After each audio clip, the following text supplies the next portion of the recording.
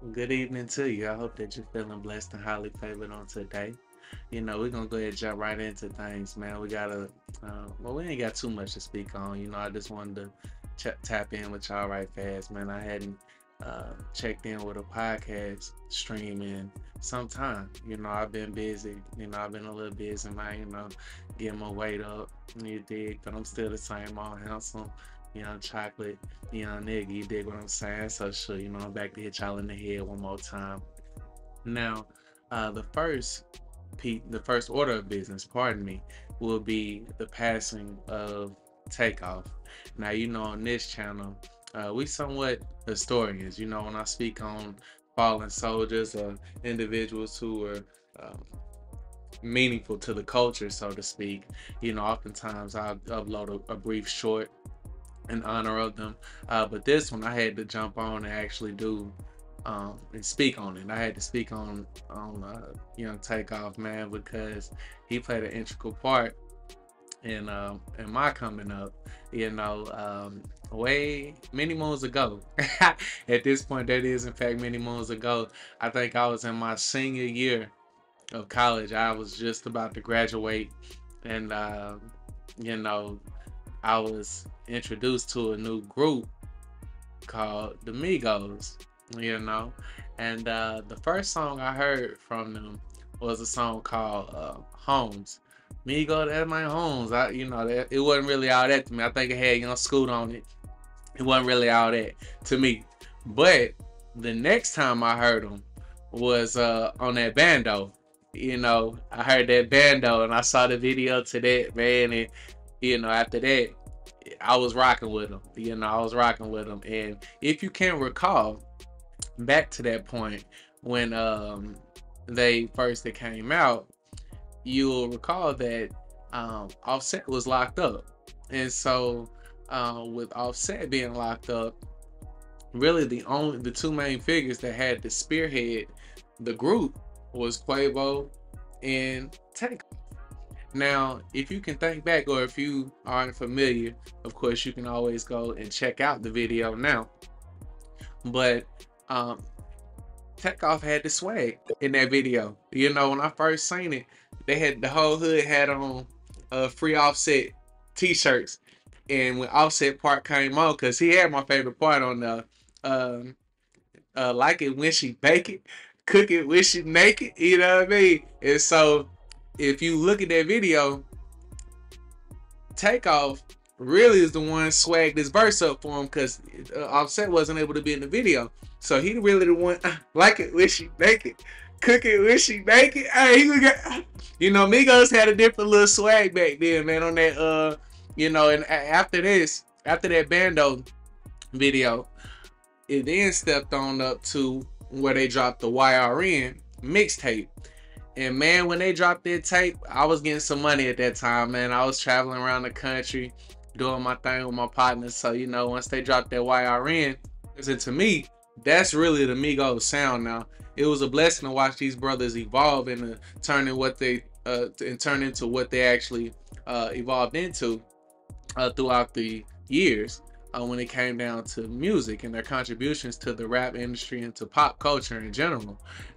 But to me, the sound that will always be memorable to me will be them doing that crazy stuff with their voice, man, and the ad-libbing going crazy. Really just that, to me, what that Atlanta sound was. They picked it up. They was almost the first feature artist post Gucci Mane, because up until that point, that's really all I was listening to out there, Gucci and Rocco at that time. And so once they popped up, it was like a whole new wave. They was actually calling the new Atlanta. If you actually listen to Rich Homie, Thug, Pee Wee Longway, Migos, all them kind of popped off around the same time.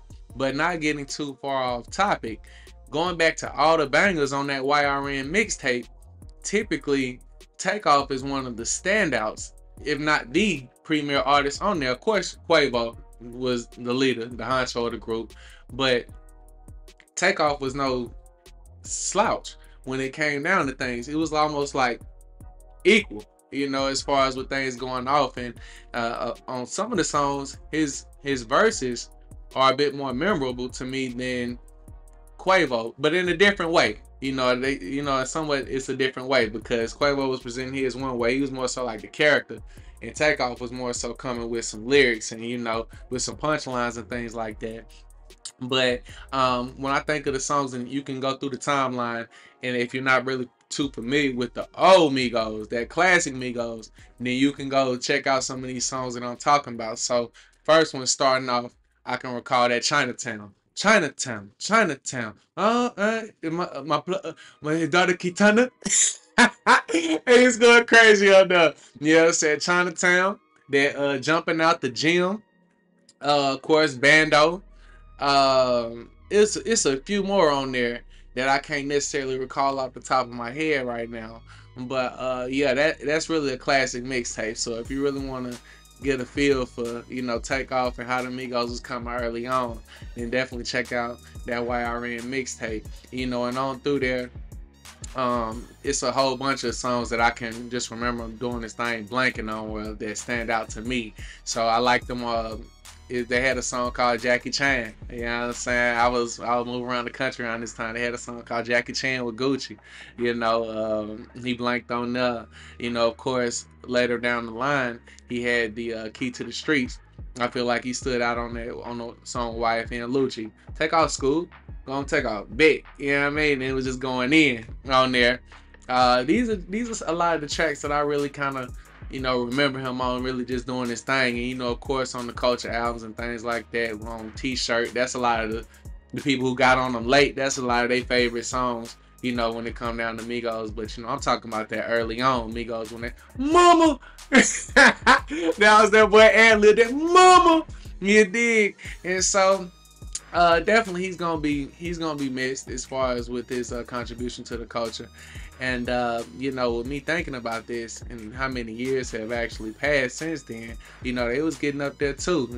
I guess it's safe to say they was no longer YRNs. If you know what that stands for, because I think when with this passing, I think he was 28, and yeah, I'm actually 32 now. So when they came out, I'm always gonna have some fond memories of the Migos. Of course, that Versace was they main what really kind of put them on, and then that fight night, after that it was a wrap. You know what I mean? But I'll definitely encourage y'all to go check out some of that early Migos, man. Really see what they talking about. And I definitely just wanted to do that one time for the young brother. It's really a tragedy, how he lost his life.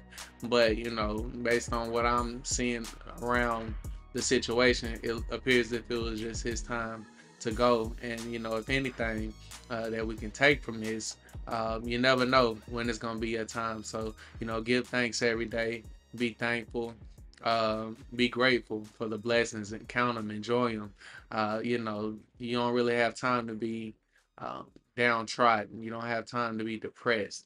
You don't have time to be a hater, so to speak. You have to enjoy each day that you're above ground, and at least with this young man, he was actually able to live life, on a large scale. And so, I'm not sure if he has any children or anything to that effect, but definitely R.I.P. to Takeoff.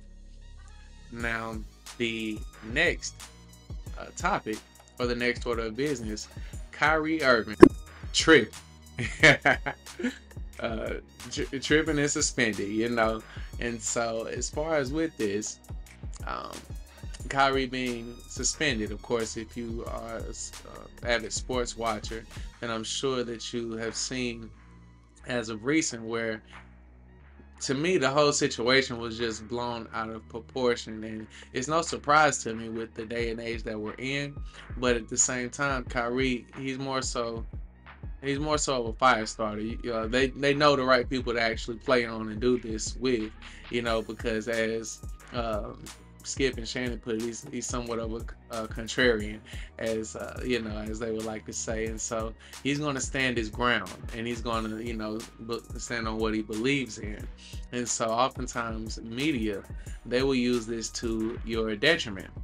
Now, if you're unfamiliar, Kyrie basically, he didn't even say anything. He tweeted out a video link to a Alex Jones video that can be deemed as anti-Semitic.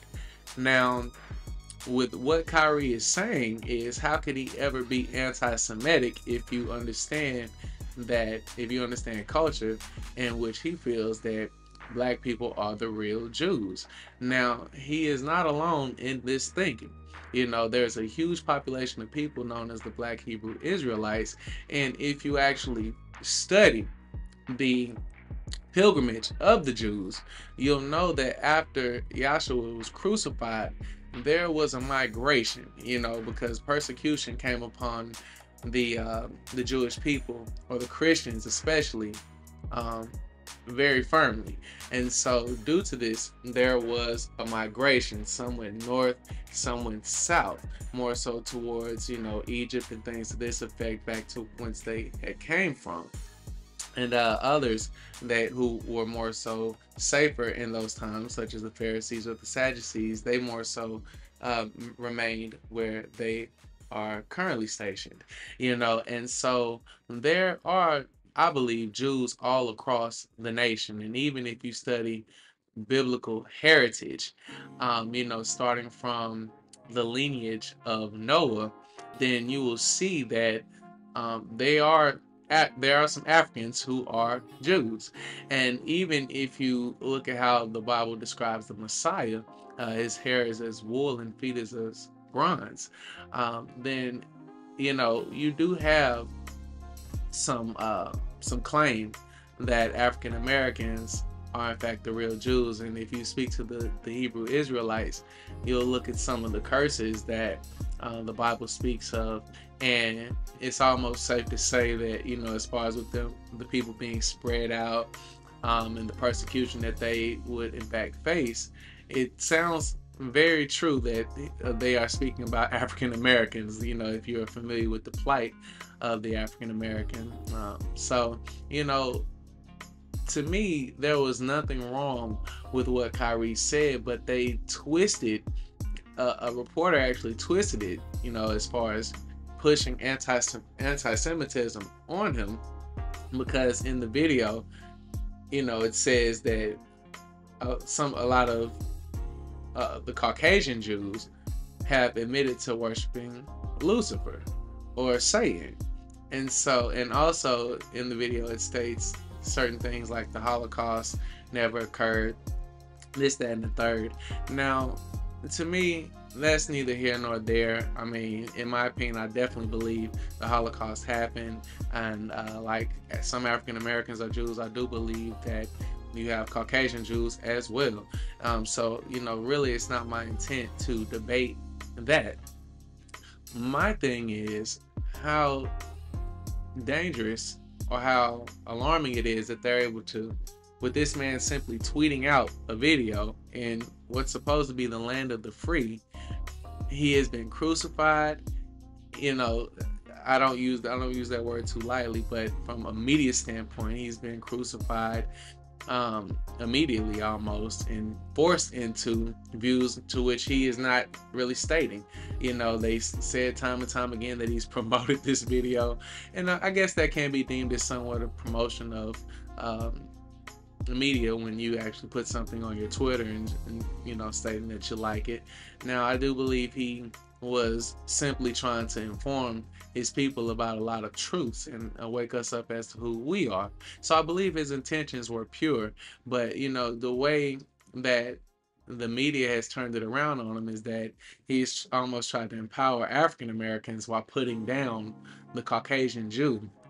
And it, to me, it's just a bit off, and it's a bit weird. And again, like I always say, it's all good as long as they're doing this to Kyrie Irving. But what happens when they strip your freedom of speech, or if you come out and you say something that's inappropriate? You're going to be, what position would you lose? If this were the case with you, how would you feel about that? And so, of course, he is held to a higher standard, you could say. But again, it's just a very slippery slope that they were on. And these are tumultuous times, to say the least, as far as freedom of speech goes, and really having to watch what you say. And it's really just the thing of, that the Caucasian Jew is not playing at all. You know, that's the one, and a lot of people believe is due to the fact that they do own a lot of things. And if you don't know, the Caucasian Jew is oftentimes admired in the black community. I almost believe it's impossible. We have never referred to. Uh, I've never heard a black man refer to a Jew in any type of derogatory manner. You know, oftentimes when we speak on them, we're speaking on uh, we think of money, one of high esteem, aristocrat, so to speak, someone who's has a high privilege in society. You know, it's every black man's dream to be able to afford a Jewish lawyer. You know, and so we oftentimes when we speak on the Caucasian Jew in the black community, we're talking about money. And if you are familiar with black people, you know that that's one thing that we all desire to have is money. You know, we want to definitely get up out of the poverty. We definitely want to make it to high esteem, and oftentimes we feel that we've arrived once we reach a certain level of currency, you know. And so yeah, the Jew is really kind of idolized, or the Caucasian Jew rather, in the black community. And so it's crazy to me that they actually um, tried to really come at Kyrie in this fashion, you know, and almost made him issue an apology. You know, they weren't selling for anything less. They actually showed up courtside, the Caucasian Jews, and they, you know, wore shirts to fight anti-Semitism, and it's just crazy, you know, the lengths that they're going to as far as these things. But you know, I wish the black Jew or the African American, I wish we had that same level of respect for ourselves, you know, when our people are coming out. And really, to me, the black man is really the, you know, the way we treat ourselves. That's really should be considered anti-Semitism. If that's what, if we're gonna do it in this regard, let's do it across the board. You know, as far as with black men glorifying killing other black men or black on black crime and things to this effect, you know, it shouldn't be tolerated, but instead it's glorified in our communities. And so it's just sad to see. And you know, Kyrie, I've always liked Kyrie. Obviously, he's one of the best ball handlers in the league. Has a very electrifying game, and so he really is one of my favorite players. And so, you know, I hope that he shakes back from this. He's coming off of the whole COVID thing last year, and so man, just let the man play basketball. Good night. Just let him play, man. And, you know, I know the Brooklyn Nets. They just played the Charlotte Hornets. You know, I believe this past Saturday. And, you know, they ended up winning. But I mean, it's one thing to see Durant, man, but we want to see Kyrie out there too. And that's just solely speaking from a fan standpoint of the game. But you know, that's my opinion as far as that topic. So blessings to Kyrie Irving. Now, last but not least, and this kind of is in the same realm as what we discussed with Kyrie as far as with the free speech, um, Jalen Rose, he recently, or as of yesterday, I believe, had to come out and issue an apology in the middle of the sitcom or the middle of the NBA countdown. He had made a statement as far as the young woman. He said, you know, we all know Ime Udoka's name as far as this, so I'm not sure why the young woman's name hasn't been brought out as well. You know, the woman who actually cheated on her husband, the one who has stirred up all of this controversy. Why isn't her name in the media as well, so that she can face some of this criticism that Ime is facing? Because these are two cheaters. These are two cheaters. So, but instead we just seemingly focus on the coach or Ime Udoka. And so, you know, and the narrative that they're playing with is, you know, he's in a position of power. And I've done a video on that. If you haven't saw it, it's, you know, you can definitely look in our recent videos and you'll see that it's time to have a real discussion about Ime Udoka and what this means for men. And so I definitely, you know, definitely had a lot of great points where I went in depth as far as the situation in that particular video. So definitely feel free to check that out. But basically, Jalen Rose had to come out as soon as he made this statement. He had to come out like no more than 15 or 20 minutes later in the middle of the show and issue an apology and say that after, it was obviously a fake apology that he had to read off, and you could tell he really didn't want to do it. But, you know, he basically recited what he had said, and and basically came out and said he now has an understanding as to why her name wasn't being specified or being stated in the media after the internal investigation that the Boston Celtics had. And to me, I still don't know why her name, what does the internal investigation have to do with her name being stated? It should go for both parties, in my opinion.